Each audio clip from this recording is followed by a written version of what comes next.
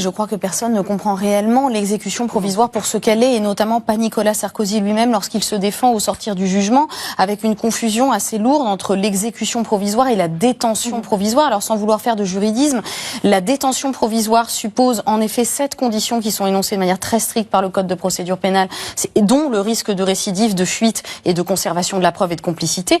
Mais pour l'exécution provisoire, il n'y a absolument pas de question de savoir si vous êtes un danger pour la société ou si vous êtes en récidive. Et quand il dit « je ne risque pas de fuir, tout le monde connaît mon domicile », mais ça n'est absolument pas l'une des conditions de l'exécution provisoire. L'exécution provisoire, elle est prononcée pour des raisons d'efficacité de la peine en raison de sa gravité et pour des raisons d'ordre public qui pourraient être violées une nouvelle fois si vous ne reconnaissez pas les faits. Et encore une fois, il me semble que ce qu'il faut pointer, c'est le caractère très politique du procès de Nicolas Sarkozy par ses avocats et par lui-même. C'est-à-dire qu'en fait, on s'est défendu en justice avec une motivation politique. Et malheureusement, au niveau judiciaire, c'est comme ça que vous écopez de la plus lourde peine. Parce que c'est pareil pour n'importe quel petit délinquant. À partir du moment où vous reconnaissez, et c'est pour ça que d'ailleurs dans les plus graves causes criminelles, on a toujours un pardon, des aveux, etc. Parce que plus vous reconnaissez, plus vous amoindrissez cette peine.